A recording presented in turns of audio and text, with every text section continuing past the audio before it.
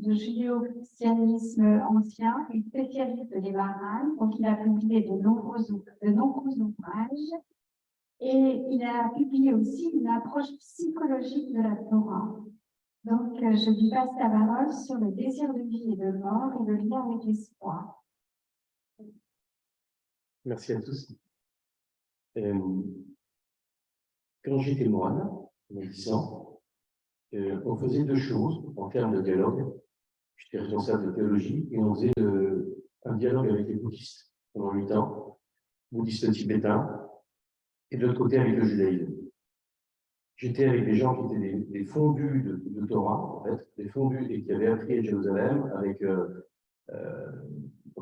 des maîtres, dont certains étaient devenus Master Degree in Talmud, de l'université de Brest. Donc, ils vont enseigner le Talmud oralement.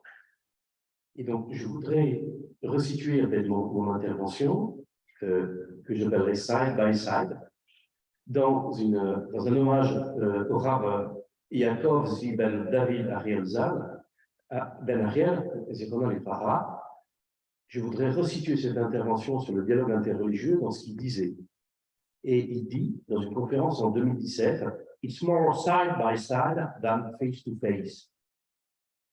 Le dialogue interreligieux, c'est pas on est face à face, on prend des bouts de l'autre, on essaie de comprendre ce qu'est l'autre par rapport à notre propre système de pensée, parce qu'en fait, si vous parlez avec un Tibétain, un bouddhiste, un hindouiste, il n'a pas la même conception de vous que ce qu'est une personne, la vie. Donc les gens qui vont faire 3 jours, 3 mois, 3 jours de retraite, les Français, très vite, ils vont être dépassés et ils se retrouvent dans des mondes avec des substances anthropologiques qui n'ont absolument rien à voir. Et traduire prendrait des millénaires, et à mon avis, c'est plutôt le boulot de Dieu que le nôtre. Bon, ça vaut le coup de s'intéresser, mais on est side by side, et il dit le dialogue interreligieux, c'est une amitié interreligieuse. Parce que quand on fait des choses ensemble, quand Israël fait des choses ensemble avec les nations, eh bien, les nations, en fait, comprennent le rôle d'Israël. Israël ne devient pas les nations ne deviennent pas Israël, mais il y a un destin de tout ça. Et si on réfléchit, vous prenez un pèlerinage comme la Kumbh Mela, c'est 100 millions de personnes. Vous voyez, on est face à des masses, mais considérables. Bon. Donc, et je voudrais essayer donc, il n'y a pas de possibilité, vous voyez, à la Gad Elmaleh, je rentre, c'est, ah oui, je prends la Sainte Vierge, mais je ne prends pas la Trinité, et je commence à bricoler avec des bouts. Ça, ce n'est pas le dialogue interreligieux. Ça, c'est un mélange qui fait qu'en fait, ça ne respecte ni le christianisme, ce n'est pas le christianisme, et ce n'est pas le judaïsme. Donc, les bricolages ne fonctionnent pas. Le face-to-face ne fonctionne pas. Alors, maintenant, je vais essayer de comprendre, finalement, qu'est-ce qui rassemble les humains. Et ce qui rassemble les humains, finalement, c'est notre désir de vivre.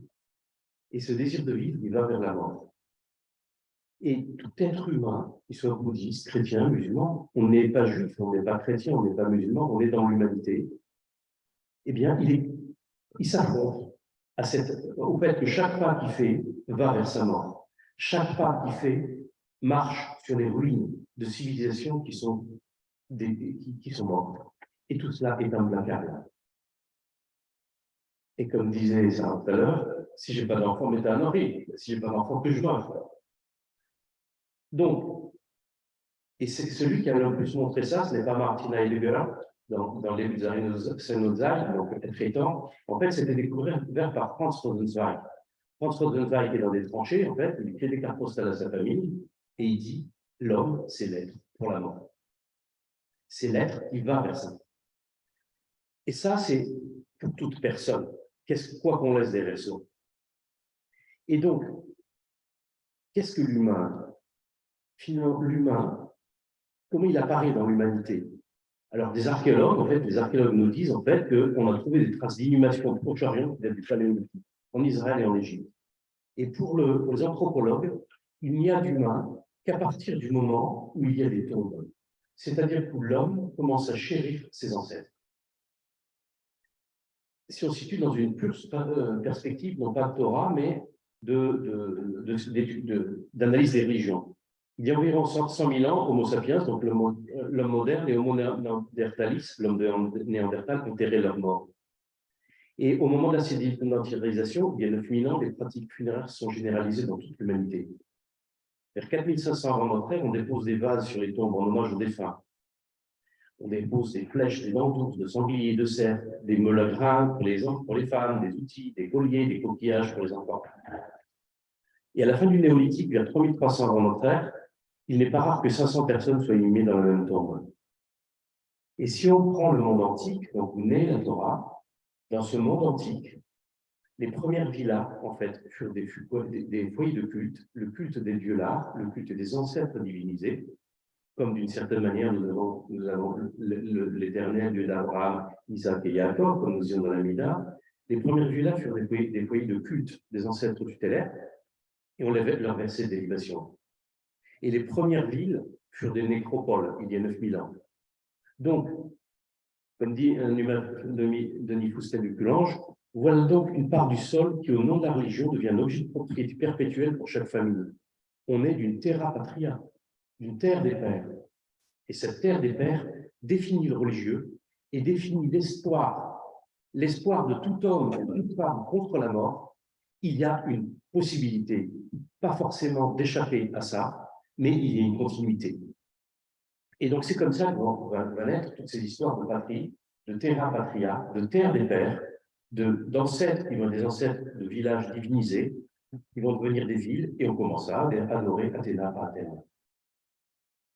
Donc, dans le monde antique, voilà où on en est, et il y a un petit peuple qui va venir de quelqu'un qui s'appelle Abraham, quitte ton pays, la maison de ton père, quitte ta patrie.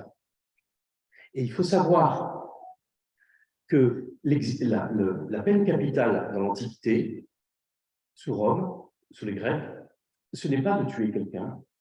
La peine capitale, c'est de l'exiler. Pourquoi l'exil est une peine capitale? Parce qu'il y a une malédiction, parce qu'on ne pourra jamais rendre mémoire de votre corps, de votre âme, de votre personne. Et donc, si vous mourrez en mer, ou si vous mourrez en exil, vous n'existez plus pour l'éternité. C'est une valeur religieuse. Et les gens qui pensent ça, il y a un mot qui est né de là, qui s'appelle l'acédie. C'est une maladie en fait de l'âme que déterminent les moines, qui sont les premiers psychologues au IVe siècle de notre ère. L'acédie, ça a donné. Au XVe siècle, on appelle ça la mélancolie, rappelez-vous les tableaux de Dürer, ou la maniaco-dépression. Et l'acédie, Kédia, c'est le fait de ne pas prendre soin. Et c'est le fait de ne pas prendre soin d'un mort. Réfléchissez aux implications psychologiques énormes que ça a. Réfléchissez au fait que nous devons tous vivre avec nos disparus. De mort violente ou pas de mort violente. Que nous vivions tous avec nos fantômes. Donc, qu'est-ce que l'exil? Là-dedans, c'est la plus grande des malédictions. Et donc, le fait qu'Israël vienne de terre d'exil, que Abraham quitte son pays, la maison de ses pères, que Yosef soit envoyé en exil, que lui-même dit « Prends mes os et prenez mes os, mes enfants, mes frères, je ne veux pas qu'ils soient enterrés ici », on se retrouve avec une patrie très spéciale qui n'a pas de terre. Et dont la terre n'est pas un passé, mais un futur. Ce qui est une inversion complète, en fait, du sens de l'histoire. Et on a ça dans le... Vous vous rappelez que dans le Bereshit se finit sur la promesse, en fait, des frères de Joseph, qui a dit ses frères, en fait, d'emporter ses œufs en Égypte. Et Moïse va prendre aussi ses œufs au lieu. Donc, on a ça dans le Talmud Sota, en fait, la page 9b et la page 13, où il lit que la page 9b, il dit « Joseph eut le mérite d'enterrer son père, Jacob, et il n'y avait plus, parmi ses frères, plus grand que lui. Comme il est dit, Joseph partit pour ensevelir son père. Et il y eut à la suite des chars et des cavaliers, le convoi fut très considérable, ici de la Genèse. Qui est plus grand que Joseph? Sinon Moïse, qui s'occupait pas lui-même de ses eaux. Moïse gagna du mérite par les eaux de Joseph.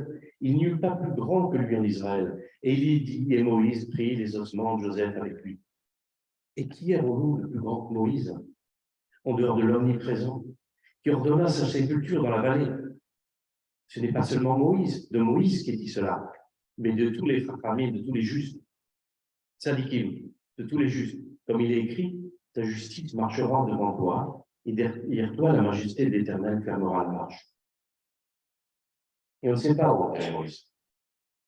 Donc on se retrouve avec un peuple en perpétuel exil, dont l'avenir n'est pas dans le passé, mais Maaserot Siman Banim, c'est-à-dire qu'il prend comme exemple les actes des pères, les puits, etc. Vous connaissez ça, les actes des pères pour les actualiser. Qui, comme dit le marin de Prague, on dit chaque matin qu'on quitte l'Égypte, chaque fois qu'on dit le chemin, l'injonction est faite. Sauf que à Pessah, on le dit pour le monde entier. Qu'est-ce qu'il distingue Pessah? Pour Pessah, on dit pour le monde entier. Et pourquoi on dit pour le monde entier? Parce qu'en fait, c'est ce que dit le marin, la galoute, la dispersion est ontologique. C'est quelque chose qui a un caractère ontologique. L'exil a un caractère ontologique. Et Israël est celui qui, en permanence, part de la galoute vers, donc du Maasé Merkava, vers Maasé Bereshit, vers sa terre. Et en permanence, il y a ce jeu d'aller vers sa terre, de quitter l'Égypte. Et l'Égypte, c'est une séparation ontologique. Vous savez, quand au début de Bereshit, et quand il fait ses terres, etc., il sépare la lumière des ténèbres, des eaux du haut, des eaux du bas, la terre, etc. Et on a 9 ou 10 fois, il sépara le verbe badal. Il faut savoir que le verbe badal, séparé, il signifie aussi exilé dans la Torah. Ce qui veut dire que, de manière ontologique, l'exil habite cette création. Et il peut être vu comme un malheur, mais c'est notre condition. Si l'Éternel n'avait pas voulu que nous soyons exilés, nous n'aurions pas été exilés. Depuis Abraham, avec Joseph, au moment de l'exil de Nabucodonosor, en 70, et aujourd'hui, on est dans le monde ancien. Donc, et chacun de nous, peut-être que le sens de tout ça, donc je demandais à mon rabbin Haroun, qui est mon maître, je lui demandais, mais qu'est-ce que c'est ce sens? Il m'a assez Bereshit, il m'a assez Merkava. Donc, il m'a expliqué ça, il me disait, tu sais, Didier, quand on est en exil, on est complètement en morceaux, on est désunifié, on est incapable de se recueillir quand on a eu un mort parmi nous, quand on a perdu son emploi, quand on a perdu qui on était, quand on a perdu Dieu, fondamentalement, puisque l'Éternel et la Torah est le cœur de la réalité, en fait. Quand on perd ce contact, quand on perd ce lien, eh bien, et qu'on doit faire teshuva pour revenir, eh bien, finalement, on est complètement cassé. Et ça, c'est le Maasé Merkava. Le Maasé Bereshit, c'est quand on est en terre d'Israël et on est complètement réunifié, on se sent unifié, on se sent un, on sent qui on est, on sait qui on est. Et toute notre vie est passée, en fait, du Maasé Bereshit, du Maasé Merkava au Maasé Bereshit, c'est-à-dire, en fait, de la galoute, comme disait Mara, de la Géoula, donc de l'exil à la rédemption. Et qu'est-ce qu'il y a, me disait Chaim, entre les deux? Pourquoi ça devrait être ça? Ce qu'il dit entre les deux, Anim égalé. Entre les deux, je me découvre. Je découvre qui je suis. Et il finissait en disant, celui qui n'a pas souffert ne peut pas comprendre celui qui souffre.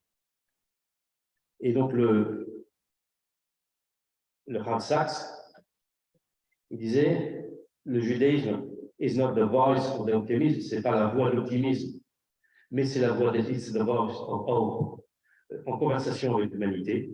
Donc c'est la voix de l'espoir. Et l'espoir, pour nous, il prend le nom d'un futur, d'une histoire qui n'est pas orientée vers le passé, mais vers l'avenir, donc qui nous convoque, comme disait Shlomo, à la responsabilité et à rendre responsable et à responsabiliser le monde sur son avenir.